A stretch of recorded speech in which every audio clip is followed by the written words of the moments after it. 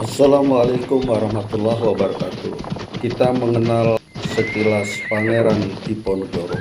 Secara mencatat, perang Diponegoro sebagai perang Jawa yang dikenal sebagai perang yang paling lama, di mana berlangsung selama 5 tahun, dari tahun 1825 sampai 1830. Tercatat dalam sejarah menelan korban dari pihak Serdadu Hindia Belanda sebanyak 8.000 dan dari pejuang pihak Pangeran Diponegoro sebanyak 7.000, dan masih ditambah 200 orang Jawa dan menelan biaya 25 juta gulden. Perang paling lama dalam sejarah sebelum kemerdekaan di tanah Jawa. Diponegoro lahir di Yogyakarta pada tanggal 11 November 1785 dari ibu yang bernama Raden Ajeng Mangkarwati dari Pacitan dan ayahnya bernama Gusti Raden Mas Surojo yang di kemudian hari naik tahta bergelar Hamengkubuwono III. Nama kecil Pangeran Diponegoro Raden Mas Mustahar, kemudian diubah menjadi Bendoro Raden Mas Ontowiryo, nama Islamnya Abdul Hamid. Setelah ayahnya naik tahta, Bendoro Raden Mas Ontowiryo ini diwisuda sebagai pangeran dengan nama Bendoro Pangeran Haryo Diponegoro. Ketika dewasa, Pangeran Diponegoro menolak keinginan sang ayah untuk menjadi raja dengan alasan karena ibunya bukan permaisuri, sehingga membuat dirinya merasa tidak layak untuk menduduki jabatan tersebut. Pangeran Diponegoro dikenal sebagai pribadi yang cerdas, banyak membaca dan ahli di bidang hukum Islam di Jawa. Dia juga lebih tertarik pada masalah-masalah keagamaan ketimbang masalah pemerintahan keraton dan membaur dengan rakyat. Sang pangeran juga lebih memilih tinggal di Tegalrejo, berdekatan dengan tempat tinggal eyang buyut putrinya, yakni Gusti Kanjeng Ratu Tegalrejo, permaisuri dari Sultan Hamengkubuwono I. Pangeran Diponegoro mulai menaruh perhatian pada masalah keraton ketika dirinya ditunjuk sebagai salah satu anggota perwalian untuk mendampingi Sultan Hamengkubuwono V tahun 1822 yang saat itu baru berusia 3 tahun. Karena baru usia 3 tahun, pemerintah keraton sehari-hari dikendalikan oleh Pati Danurejo IV dan residen dari pemerintah Hindia Belanda. Penyebab perang Pangeran Diponegoro. Penyebabnya secara ringkas ada 3 sebab. Yang pertama, campur tangan pemerintah Hindia Belanda dalam urusan keraton. Yang kedua, putusan dan tindakan Hindia Belanda yang memasang patok-patok di atas lahan milik Diponegoro di desa Tegalrejo. Tindakan tersebut ditambah beberapa kelakuan Hindia Belanda yang tidak menghargai adat istiadat setempat. Dan yang ketiga, eksploitasi berlebihan terhadap rakyat dengan pajak tinggi membuat Pangeran Diponegoro mencetuskan sikap perlawanan. Keputusan dan sikap Pangeran Diponegoro yang menentang Hindia Belanda secara terbuka kemudian mendapat dukungan dan simpati dari rakyat. Atas saran dari sang paman GPH Mangkubumi, Pangeran Diponegoro menyingkir dari Tegalrejo dan membuat markas di Gua Selarong. Semangat perang disebarkan dan membawa pengaruh yang luas hingga ke wilayah Pacitan dan Kediri. Medan pertempuran perang Diponegoro mencakup Yogyakarta, Kedu, Bagelan, Surakarta, dan beberapa daerah seperti Banyumas, Wonosobo, Banjarnegara, Waleri, Pekalongan, Tegal, Semarang, Demak, Kudus, Purwodadi, Paraan, Magelang, Madiun, Pacitan, Kediri, Bojonegoro, Tuban, dan Surabaya. Para panglima Diponegoro, beberapa tokoh karismatik yang turut bergabung dengan Pangeran Diponegoro, Raden Tumenggung Prawiro Digdoyo. Pangeran Diponegoro juga dibantu oleh putranya bernama Bagus Singlon melakukan peperangan di wilayah Kulon Progo dan Bagelan. Selain itu, ada beberapa ulama pendukung dan kiai-kiai lainnya. Ada tokoh penting seorang kiai yang sangat berpengaruh dan karismatik, yaitu Kiai Maja, Kiai Mojo. Merupakan seorang tokoh agama asal Surakarta yang turut bergabung dengan pasukan Diponegoro di Gua Selarong.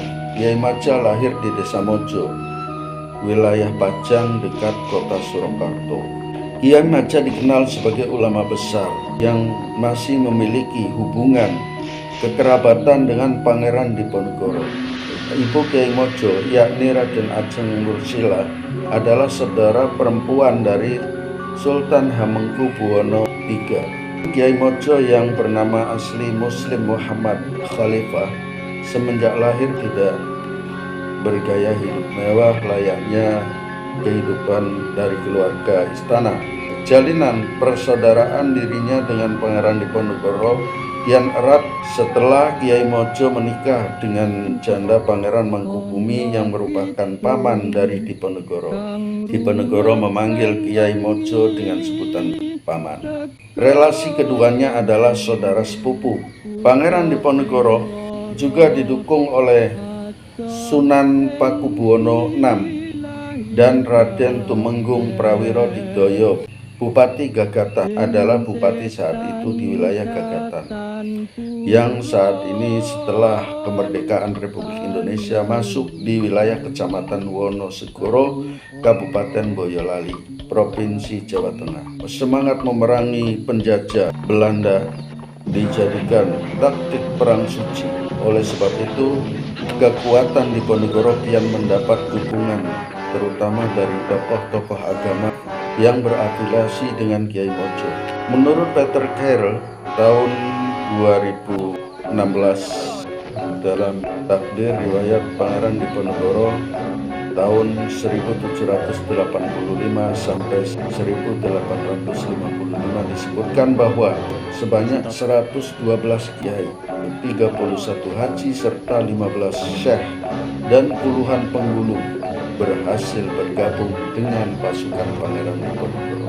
Pendukung lainnya adalah Sentot Alibasa, Abdul Mustopo Prawiro Dirjo atau dikenal dengan Sentot Alibasa Prawiro Dirjo, putra dari Ronggo Prawiro Dirjo III yang menjabat sebagai Bupati Monconegoro Timur, ipar Sultan Hamengkubuwono IV yang terbunuh oleh Hindia Belanda pada zaman pemerintahan Gubernur Dendels. Menurut sejarawan Sukanto, Sentot bergabung pada 28 Juli 1826, sedangkan menurut Peter Carey, Sentot bergabung ketika berumur 17 tahun pada Agustus 1825 di Selarong. Pada bulan Agustus 1828, salah satu panglima Diponegoro bernama Gusti Basah gugur, dan sebelum meninggal ia meminta sang pangeran menunjuk Sentot sebagai penggantinya. Setelah diangkat menjadi senopati, Sentot berhasil memukul mundur tentara Solewijin di Progo Timur pada 5 September 1828. Beberapa minggu kemudian, Sentot juga berhasil memenangkan peperangan di Bagelan dan Banyumas. Strategi perang yang digunakan Sentot adalah penggerebekan dan menggempur sekeras-kerasnya dengan pasukan penuh. Sentot juga dikenal pandai dalam perang gerilya. Sentot Alibasa juga dijuluki Napoleon Jawa, memimpin pasukan sebanyak 1.000 orang dengan menyandang senjata dan mengenakan jubah dan sorban. Sentot juga berhasil memenangkan peperangan di Kroya dan merampas 400 pucuk senjata meriam berikut mesinnya, serta menawan ratusan serdadu Hindia Belanda. Untuk menangkap Sentot, Jenderal de Kock membujuk Bupati Madiun, Prawiro Diningrat, yang merupakan kakaknya, agar bersedia berunding dengan Hindia Belanda. Atas bujukan kakaknya tersebut, Sentot kemudian menerima tawaran Belanda untuk datang ke Yogyakarta dan disambut dengan upacara militer seperti seorang jenderal. pada tanggal 24 Oktober 1829 hingga akhirnya disergap dan ditangkap. Setelah menyerah dalam perang Diponegoro, Sentot sempat dikirim ke Salatiga, Batavia, hingga akhirnya Hindia Belanda mengirimnya ke Sumatera Barat untuk membasmi pemberontakan ulama dalam Perang Patri. Namun ini hanya strategi Sentot agar berhasil mendapatkan persenjataan untuk membantu perjuangan Tuanku Imam Bonjol. Sentot akhirnya ditahan Hindia Belanda dan dikirim kembali ke Batavia pada bulan Maret 1833 dan ke Bengkulu pada Agustus 1833 sebelum akhirnya wafat dalam usia 47 tahun dalam pengasingan di Bengkulu pada 17 April 1855. Tokoh lainnya bergabung dalam perang Diponegoro adalah Kertapengalasan, lahir tahun 1795 dan wafat sekitar tahun 1866. Adalah salah satu senopati Pangeran Diponegoro. Dia dipercaya oleh Diponegoro untuk memperkuat sistem pertahanan pusat negara di Pleret. Sebelum perang, Kertapengalasan adalah kepala desa di desa Tanjung Nanggulan, Kulon Progo. Dia diperintah oleh Pangeran Blitar I, salah satu putra Sultan Hamengkubuwono I, untuk mendukung Pangeran Diponegoro.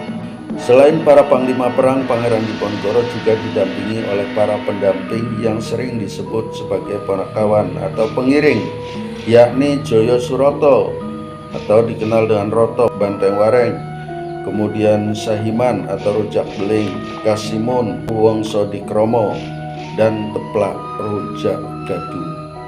Mereka para ponakawan disebut juga sebagai bocah becik atau anak baik dan berperan bergantian sebagai abdi pengiring, guru, penasehat, peraci obat, pembanyol atau penghibur hingga penafsir mimpi. Joyo Suroto, ponakawan yang selalu ada di setiap perjalanan sang pangeran sejak awal perjuangan hingga perjalanan sebagai tahanan menuju pengasingan. Roto bahkan ikut dalam kereta kuda Residen Kedu menuju Semarang. Roto juga menjaga kamar pangeran dengan tidur di depan pintu kamarnya ketika sang pangeran telah tiba dan menginap selama seminggu di Wisma Residen Pojok, Semarang.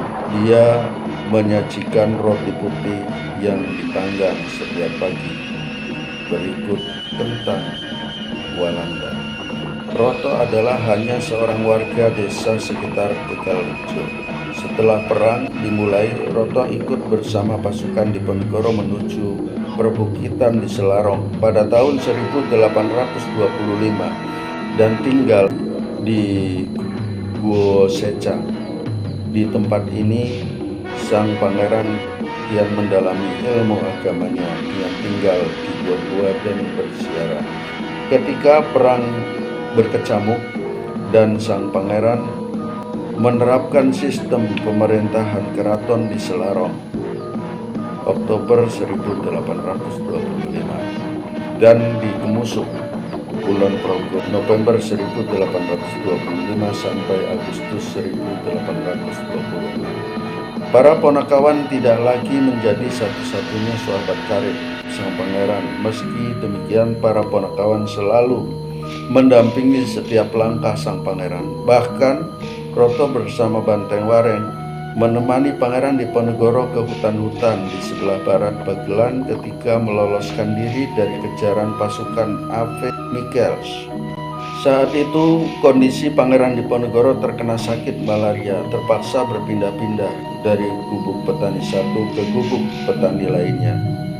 Dan Roto menghibur sang pangeran yang sedang sakit dengan banyolan-banyolan yang lucu. Roto juga ikut serta ketika Pangeran Diponegoro diasingkan ke Manado dan tinggal bersama keluarganya selama 3 tahun. Sebelum pada tahun 1839 pemerintah Hindia Belanda mengirimkannya ke Tondano dan bergabung dengan Kiai Mojo.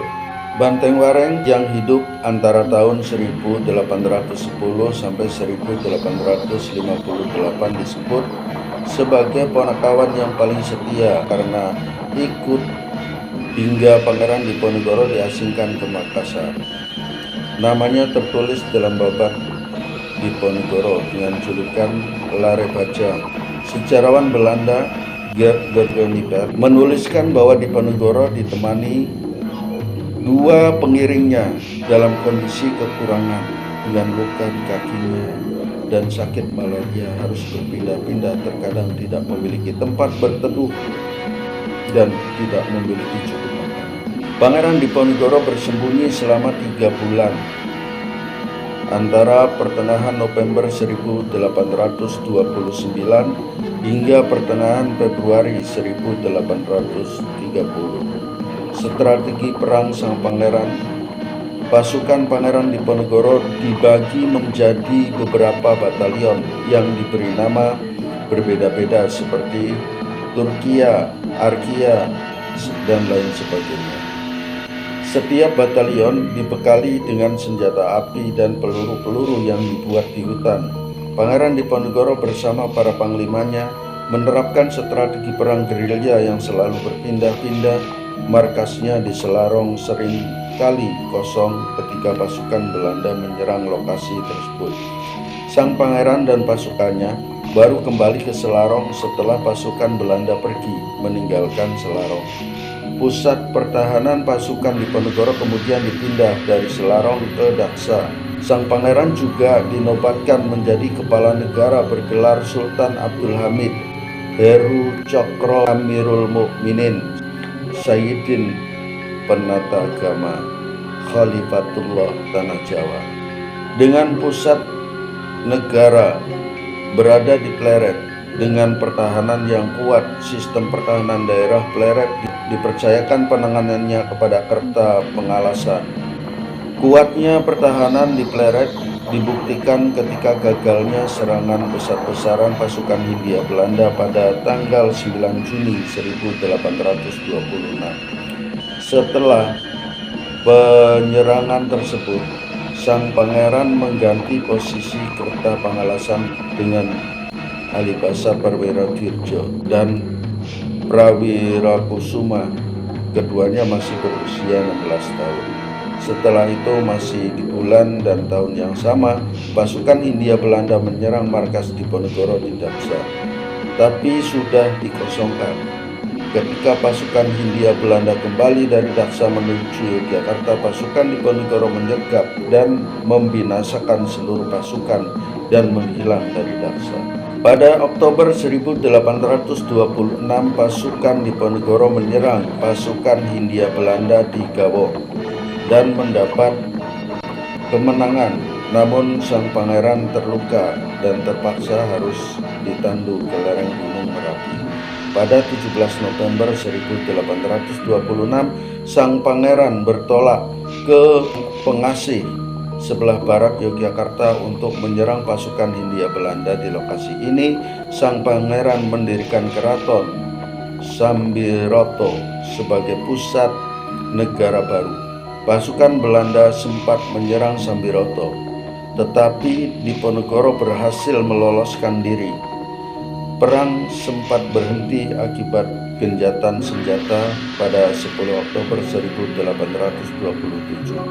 Namun, perundingan tidak menemui kesepakatan apapun. Berkat dukungan dan simpati rakyat, pasukan Pangeran Diponegoro dapat dengan mudah memindah-mindahkan markasnya dan mendapat pasukan logistik.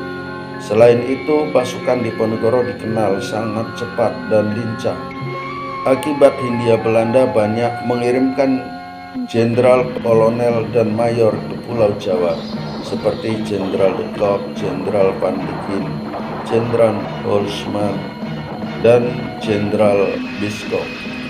Para senopati menggunakan strategi dengan menjadikan kondisi alam sebagai senjata dan tameng yang tak terkalahkan. Hal ini dilakukan dengan melakukan serangan-serangan besar-besaran pada saat bulan-bulan penghujan. Hujan tropis yang deras tersebut seringkali membuat gerak dari pasukan Hindia Belanda terhambat, sehingga para gubernur Hindia Belanda akan melakukan berbagai usaha untuk melakukan gencatan senjata dan berunding. Ancaman lainnya datang dari penyakit malaria, disentri, dan sebagainya yang menjadi musuh yang tak tampak bagi pasukan Hindia Belanda, sehingga seringkali melemahkan moral dan kondisi fisik, bahkan merenggut nyawa pasukan ketika gencatan senjata terjadi. Belanda memanfaatkan situasi dengan mengkonsolidasikan pasukannya dan menyebarkan mata-mata di desa-desa dan kota, kemudian menghasut, memecah belah, dan bahkan menekan anggota keluarga para pangeran dan pemimpin perjuangan rakyat yang berjuang di bawah komando Pangeran Diponegoro. Namun pejuang pribumi tersebut tidak gentar dan tetap berjuang melawan Belanda. Bagi Hindia Belanda, perang Diponegoro adalah perang terbuka dengan mengerahkan berbagai jenis pasukan, mulai dari pasukan infanteri, kavaleri, dan artileri yang sejak perang Napoleon selalu menjadi senjata andalan dalam pertempuran frontal. Front pertempuran terjadi di berbagai desa dan kota di seluruh Jawa dan berlangsung sangat sengit. Penguasaan suatu wilayah selalu silih berganti. Jika ada suatu wilayah dikuasai pasukan Belanda pada siang hari, maka malam harinya wilayah itu sudah direbut kembali oleh pasukan pribumi. Demikian pula sebaliknya. Jalur-jalur logistik dibangun dari satu wilayah ke wilayah lain untuk menyokong keperluan perang. Berpuluh kilang mesiu dibangun di hutan-hutan dan dasar jurang. Produksi mesiu dan peluru berlangsung terus sementara peperangan berkecamuk. Para telek sandi dan kurir bekerja keras mencari dan menyampaikan informasi yang diperlukan untuk menyusun strategi perang. Informasi mengenai kekuatan musuh, jarak tempuh, dan waktu, kondisi medan, curah hujan menjadi berita utama. Karena taktik dan strategi yang jitu hanya dapat dibangun melalui penguasaan informasi.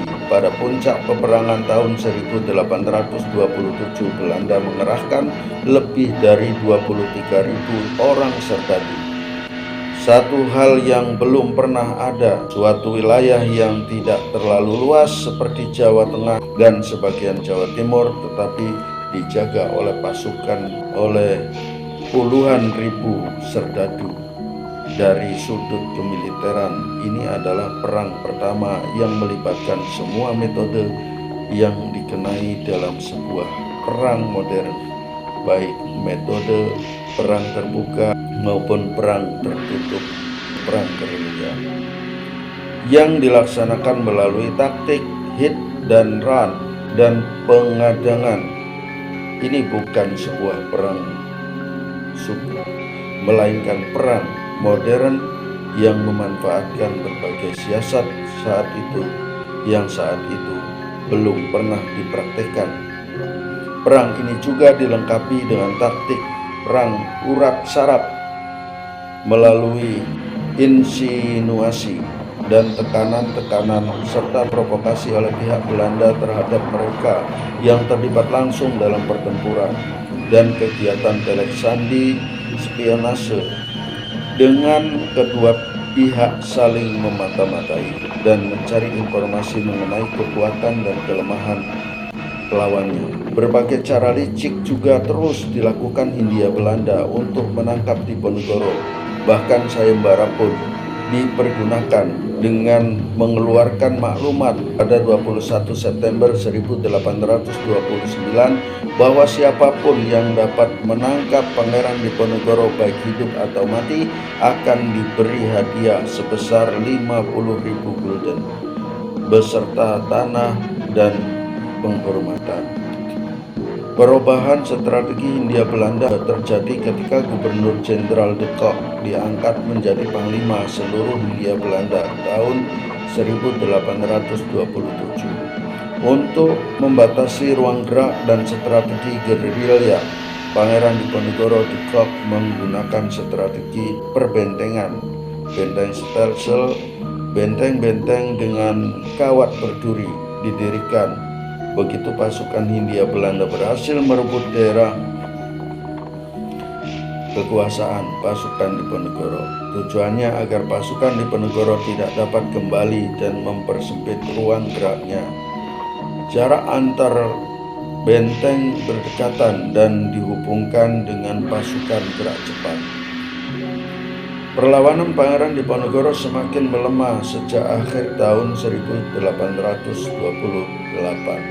setelah Kiai Mojo pemimpin spiritual pemberontakan ditangkap pada 12 Oktober 1828, menyusul kemudian Sentot Prawirodijo dan pasukannya 16 Oktober 1828 karena kesulitan biaya dan tertangkapnya istri sang pangeran yakni Raden Ajeng Ratnaningsih dan putranya pada 14 Oktober 1829. Negosiasi dan pengkhianatan.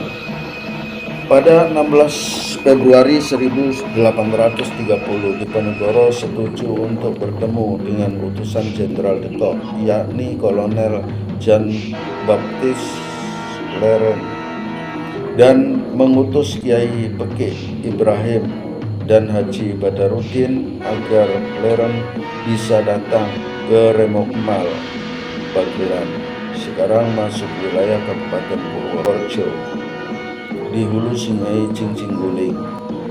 Pertemuan pada 20 Februari 1830 tersebut tidak menghasilkan kesepakatan meski berjalan lancar dan akrab. Akhirnya Diponegoro ingin bertemu langsung dengan de Kock yang ketika itu berada di Batavia dan bermaksud menunggunya di Pagelan Barat.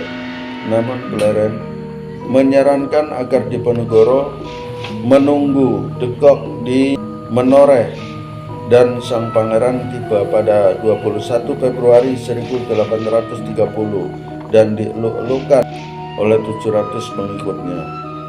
Ketika itu bulan Ramadan berlangsung mulai 25 Februari hingga 27 Maret 1830 dan Pangeran Diponegoro menegaskan kepada de Kock bahwa selama pertemuan di bulan puasa tidak akan ada diskusi yang serius dan hanya ramah tamah biasa hingga bulan Ramadan berakhir. De Kock menyetujuinya selama tinggal di Magelang. Seluruh pasukan dan pengikut Pangeran Diponegoro ditandai dengan sorban dan jubah hitam yang diberikan oleh Leren.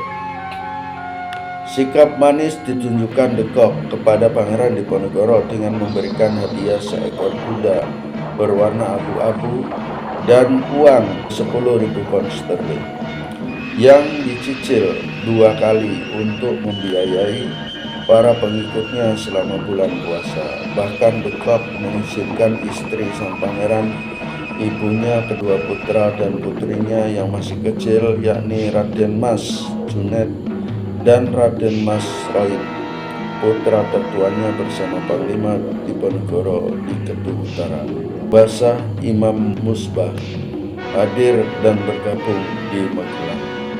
Dalam pikiran de Kock, kedatangan Diponegoro dan pengikutnya secara sukarela menunjukkan Pangeran Diponegoro telah kalah secara de facto. Sementara itu, selama bulan puasa de Kock bertemu dengan sang pangeran sebanyak 3 kali, yakni sebanyak 2 kali saat jalan subuh di Taman Karesidenan dan 1 kali ketika de Kock datang sendiri ke pesanggrahan sang pangeran. Namun mata-mata yang ditanamkan Residen di Kesatuan Diponegoro Temenggung Mangunkusumo melaporkan bahwa sang pangeran tetap bersikeras mendapatkan pengakuan Hindia Belanda sebagai Sultan Jawa bagian selatan atau sebagai Ratu Panetek Panatagama wonten ing tanah Jawa sedaya, raja dan pengatur agama di seluruh tanah Jawa atau kepala agama Islam.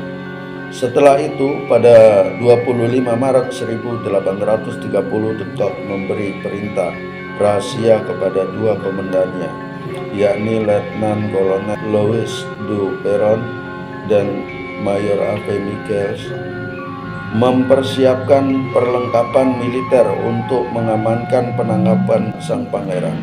Akhirnya pada tanggal 28 Maret 1830, bertepatan dengan Hari Idul Fitri, Jenderal de Kock bertemu dengan Pangeran Diponegoro. Jenderal de Kock didampingi Residen Kedua Letkol Roes Perwira de Kock dan Mayor FPH Adestues dan penerjemah bahasa Jawa Kapten J.J. Rolf. Pangeran Diponegoro didampingi ketiga putranya, penasihat agama, dua punakawan, dan panglima bahasa Mertanegara. De Kock memulai pertemuan dengan meminta agar Pangeran Diponegoro tidak usah kembali ke Matesi. Sang pangeran merasa heran dan mempertanyakan kembali kepada De Kock kenapa tidak diizinkan kembali, padahal dia hanya bersilaturahmi. Menjelang akhir bulan puasa, De Kock langsung bicara akan menahan Diponegoro dan suasana pun langsung berubah tegang. Diponegoro langsung meresponnya dengan menanyakan ada masalah apa sehingga dirinya harus ditahan. Ia merasa tidak bersalah dan tidak menaruh benci kepada siapapun. Mertanegara menyela pembicaraan dan meminta agar masalah politik bisa diselesaikan lain waktu. De Kock langsung memotong pembicaraan dan menegaskan dengan nada tinggi dengan mengatakan terserah pangeran setuju atau tidak, dia akan menuntaskan masalah politik hari ini juga. Diponegoro langsung bicara dan menuding Jenderal de Kock karena keputusannya terburu-buru dan tidak pernah dibicarakan sebelumnya selama bulan puasa. Sang pangeran dan tidak bermaksud menghindarinya. De Kock terhenyak mendengar sikap keras Pangeran Diponegoro. Dengan menggunakan kapal poluk, Pangeran Diponegoro tiba di Batavia pada 11 April 1830 dan ditawan di Stadhuis, gedung Museum Fathahillah. Selanjutnya pada 30 April 1830, Pangeran Diponegoro diasingkan ke Manado bersama istri keenamnya, bersama Tumenggung Dipasena dan istrinya, serta para pengikut lainnya seperti Merta Laksana, Banteng Wareng, dan Nyai Sutaruno. Mereka tiba di Manado pada 3 Mei 1830 dan ditawan di Benteng New Amsterdam tahun 1834. Diponegoro dipindahkan ke Makassar hingga wafatnya di Benteng Rotterdam tanggal 8 Januari 1855. Penangkapan Pangeran Diponegoro oleh Letnan Jenderal Hendrik Marcus de Kock tanggal 28 Maret 1830. Demikian gambaran Pangeran Diponegoro dalam berjuang untuk merintis kemerdekaan Republik Indonesia, dan betapa menderita suasana rakyat yang terjajah, dan mengingatkan bahwa kemerdekaan adalah bukan hadiah dari para penjajah, melainkan adalah warisan dari para pejuang yang harus dipertahankan.